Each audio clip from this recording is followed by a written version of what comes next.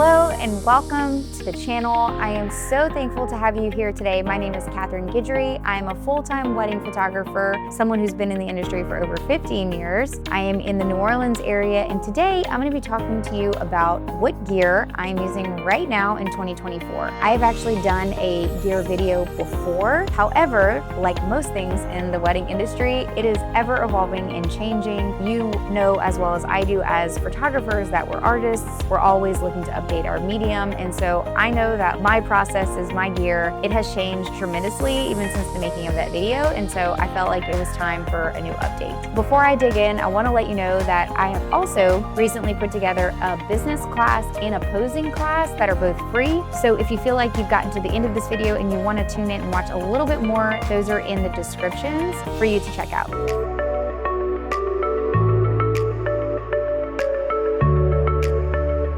The last time I created this video, I had a lot of gear. I will say that my goal right now is actually to use the gear that is most impactful, not to just use gear or carry gear because I feel like I should, but really what I'm doing right now is I'm using the gear that feels most right to me as an artist, that feels most consistent, and is able to create the exact type of imagery that most represents what I want to say as an artist. Let's start out first with my camera body. This is my Nikon Z6ii in the mirrorless line. I know that Nikon has newer mirrorless cameras, but this one works super well for me. At this point in time, I am open to testing out new cameras, which I will probably do in the year, but at this point in time, this one works great. I think the file sizes were something that I needed to upgrade. I needed bigger file sizes, but I also didn't want them to be so big that they were bogging down my camera. And so that's why this one really works for me, because I shoot on average, I don't know, thousands of images for a wedding, and I don't want my computer running really slow. So this has worked really, really, really well. On the camera is the 51.2. Yes, it is a giant lens, and it is pretty heavy. I would say that's really the only complaint that I have and the biggest complaint I hear from other photographers. However, this lens is super sharp, super fast. It works great in low light. I honestly low-key obsessed with this lens. I talk about it all the time on my channel, but that's because the product is amazing. Before I started shooting with the Z6ii and the 51.2 paired, up until that point, my favorite combination was the Contax 645 and the Zeiss lens. This is the closest I've ever been able to get with a digital setup. It's gorgeous, and to be honest, when I first started shooting with this and compared it side by side with the Contax, like, yes, the images were different, but there were definitely instances where I felt like I preferred this version, which was the digital version with this exact kit. So when I'm photographing the wedding day, I typically start the day with this. I photograph the details, I photograph the prep, the portraits, everything that I can get up until the ceremony. There are ceremonies that I've done even recently. I photographed almost an entire wedding ceremony with the 51.2, but I really need to feel like I have lay of the land and I can move around and I don't feel compressed or inflexible. And if I do, that's when I use my 24-70. All right, so right now you're seeing the 24-70. Whoop. This is my 24-70 f2.8 lens. I do use this mainly for my ceremonies. I don't love the quality of this one as much as the 51.2. However, there are many situations where I only feel comfortable photographing with this lens because it's really fast and I can zoom in and out super quick. It's fixed aperture lens of f2.8, and so for me, that feels like a good trade-off. I will say if I could only have one lens to photograph a wedding, it would be this one. I feel like this is my most versatile lens in the kit. Yes, I do love the 51.2 better, but if I was only given the choice to have one lens to photograph a wedding, it would have to be this one, because I just feel like there are situations where I can't move fast enough or I can't get wide enough, especially at receptions, and so in that case, the 50 just wouldn't work. However, I do still love my 50 and use it as much as possible. Another time of the day when I really love to use my 24-70 is during the dances. During the dances, I'll pop on a flash and I'll photograph the reception with that setup, which I'll get to that in a minute.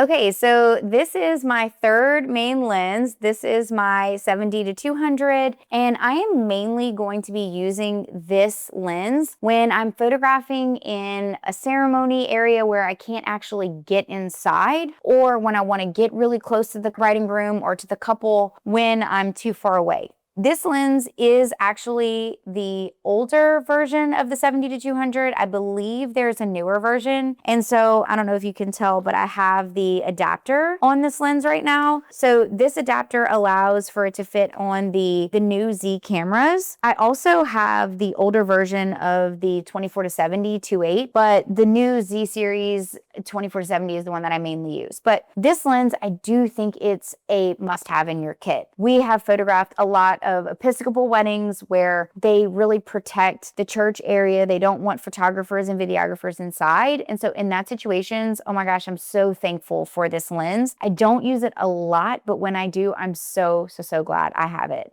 The next big piece of equipment that is a must-have for me is my flash. So when I'm photographing receptions, this is how I'm shooting. I literally use my bounce card. I know there are bigger diffusers that you can purchase, but for me, the bounce card has been working excellent for the past few years. It's super easy, very convenient, and it gives a really soft, even aesthetic. I know that you can bounce flash, and I've done that. I love that this lens does allow me to bounce when I really want to. However, if I'm photographing portraits or people that are getting together during the reception, I want to make sure that their eyes are really filled in and they're not going to have those dark circles underneath. And so my flash is an absolute must-have. I know that there are photographers that don't photograph without flash and they embrace the ambient light, but at the end of the day, I believe that when people are getting together and they're getting their portrait taken at a reception, that they don't want a bunch of funky blue lighting and like shadows all over their face. And so I think it's really imperative to have a really nice flash. The cheaper versions of the flash are not going to give you as much flexibility if you do want to do a little bit more bouncing. You know, if you have a really bright white wall nearby that you want to bounce light off of, it is handy to have this feature. So I wouldn't skimp on your flash. Invest in a good flash. I drop them all the time, unfortunately, and it's really nice to know that they're good quality and they're going to last, and have a couple of them as backup. Speaking of, outside of the gear that you've seen, I also have backup versions of that. So you want to have backup versions for you, for your second photographer, just in case anything happens on the wedding day. You don't want to be caught in a situation where you're photographing a ceremony and you don't have backup gear. On that note, I also want to point out that this camera does have dual card slots. I don't know if you can see that, but the camera does have dual card slots. This is really important to note because I would not advise that if you're a professional photographer, you should be photographing with any camera that doesn't have dual card slots. I remember recently I actually went down a rabbit hole of like really studying this camera, not this particular camera, but another camera. I was thinking about investing in it, and shortly into the research, I realized that it didn't have dual card slots, and I was like, not gonna happen. I think you have to have 2 card slots. Speaking of dual card slots, these are 2 cards that you can see here. This is the CF Express card and the SD card. And I always make sure that I label the cards with numbers so that, like, for example, this set would both be of the set 2. Maybe there's 2 cards that have a 3 on them, 2 cards that have a 4 on them. And the reason for that is so that when I'm using these cards together and I take them out of the camera and I put them on my desk, I make sure that I don't just grab like one of these for a photo shoot and I leave the other, because if you do that, then your cameras won't match up when you're deleting images and you'll end up running out of memory faster. Whereas this way, I get the full use out of the entire card until they're full. And then I'm storing them until, of course, the wedding is edited and delivered, which I talk about that in another episode. But your dual card slots, having dual cards are super important. And also, don't forget to put your name and phone number on your cards too, just in case they get lost. This has absolutely saved me, so don't forget to do that with a label maker. The next piece of gear that I want to talk about is my styling mat. I do carry my styling mat with me to every wedding. I want to make sure that I have a nice texture. This is my hand-painted white backdrop, which it looks a little bit more flat on the camera here, but it does actually have a lot of like hand-painted texture. I also myself painted a blue one that I could take with me to weddings just to give a little pop of color if the bride has blue or blush in her wedding and is like into some touches of color. And then also I do carry with me to every wedding styling blocks. So these styling blocks are from Sourced Co. And oh my gosh, look how beat up they are. But these blocks are excellent for styling your stationery, especially. I do use styling blooms, but this is great for styling your details. You can prop things up on it. You can use a couple of them stacked if you want to lift a bouquet or something. And so I always bring my own styling blocks and my styling mat to every wedding because you never know what kind of texture you're going to end up with in the suite. And this is always going to look better than some like crazy pattern that doesn't fit the style of the event. The white backdrop that I have is from Chasing Stone, and I don't know if this particular carry case came from Chasing Stone or not, but I do like the idea of having a little case with a handle on it that you can just carry with you. But I usually just stick this inside of my rolling bag. This goes without saying, but you want extra batteries in your bag. Before we switched to the mirrorless line, I would say we went through like 2 to 3 batteries a day. With the mirrorless cameras, they go through a lot more batteries, more like 6 to 8. And so we keep lots of batteries, and we also keep a battery charger in both of our bags, just in case for some reason we run out of juice or we don't have enough batteries or whatever the situation is. We always keep battery chargers in each of our bags. This is a mixed pack of the rechargeable batteries. So we always use rechargeable AA's. Number one, they're better for the environment. These are the Inaloop, which I think are excellent. I actually just recently placed another order for extra batteries on Amazon. It wasn't the Inaloop brand, but the Amazon brand I know has really good ratings, and I highly recommend rechargeable batteries. Like I said, they're better for the environment and they work just fine. I think that there's a really strong misconception that rechargeable batteries aren't going to last or work, but I've had these batteries for years and they definitely still last. In fact, in this microphone, I have rechargeable batteries in almost every single plug in my house. With anything that's like remote operated, I just always use rechargeable batteries and they last forever and they don't end up as often in the landfill. These are something that I wish I would have known about when I started my career, because I hate to say this, but I have actually officially started to lose some of my hearing. I'm not sure. I mean, there's no way to really like prove that is come from weddings, but after photographing weddings for 15 years and standing directly next to a speaker that my iWatch is going too loud, too loud, too loud,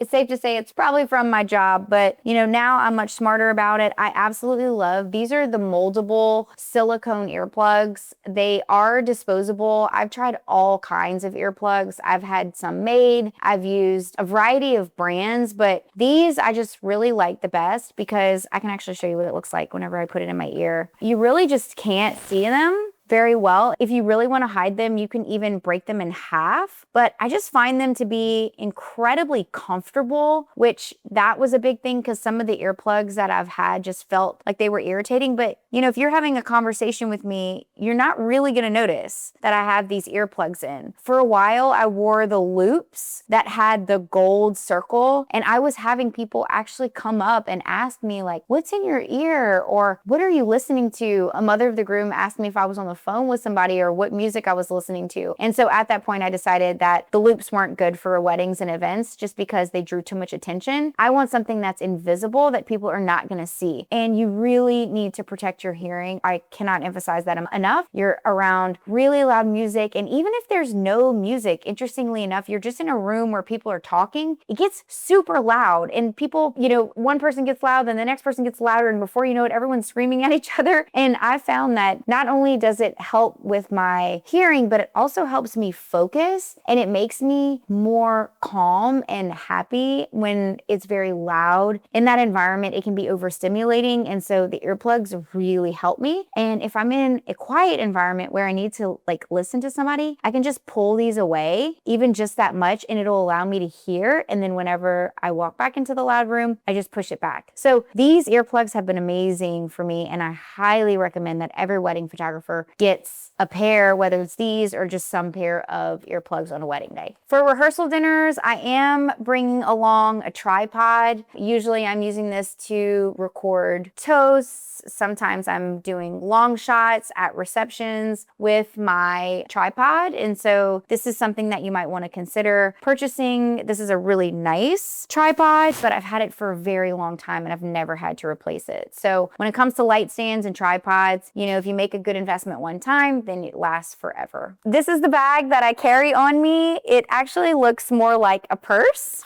And people always say, like, can I hold your purse for you? And I'm like, actually, it's my camera bag. I have tried so many bags, and this is just the one I always come back to. It's the Chelsea Ona bag. I like it because I feel like I can fit a lot of things in it, and I can see in it. It opens up easily. It's not like a backpack or something that I'm having to keep on me all the time, or a sling. And so this bag, I fit my personal items in. I can put my cell phone, my keys, cash, whatever I need. And yeah, it does look like a purse. So sometimes people probably are wondering, like, why is she carrying around that big bag? But it works, and it's professional looking, it's leather, and it has lasted me. I've probably had this bag over a decade, and it still is in like excellent condition. And the last thing that I wanted to talk about is my rolling bag. I have a rolling bag. My second shooter has a rolling bag, and it's really nice to be able to put all of your extra things, your backup gear, even your gear that you're not using inside of your rolling bag and not have to carry it on your body.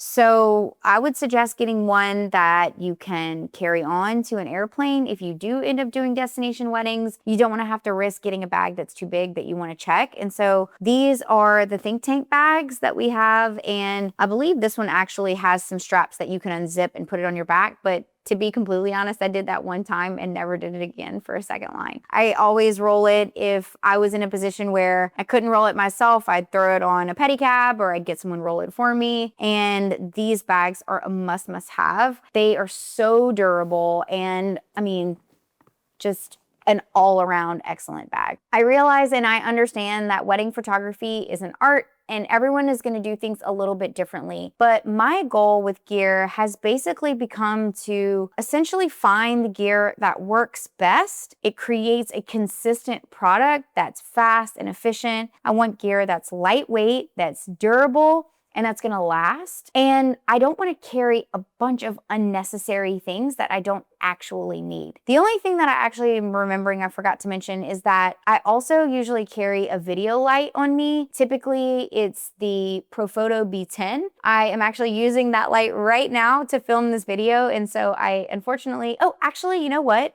Okay, I don't know if you can see this light here, but this is the Telephoto B10, and I love it because you can actually change the color temperature.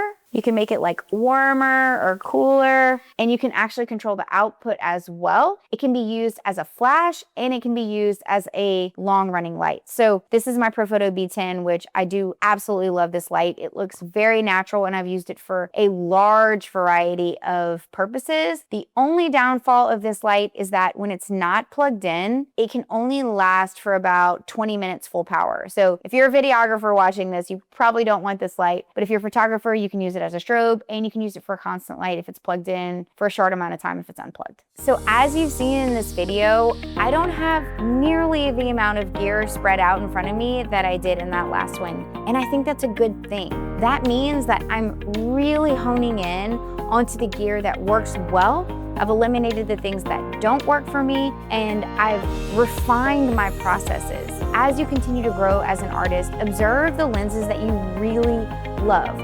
Why do you love them? Study your images and figure out what is calling to you as an artist. I really appreciate you tuning in. If you have any questions about any of the gear that I shared today, or any questions about wedding photography in general, please don't hesitate to ask.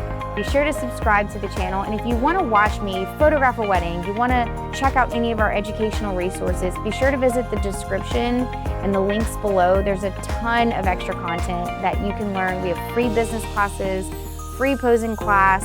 I also have a membership community where you can watch us photograph behind the scenes and show the gear that I'm actually showing you here in action. Thank you for tuning in. I so appreciate your attention, and I hope to see you in the next episode. Thank you for watching. Bye.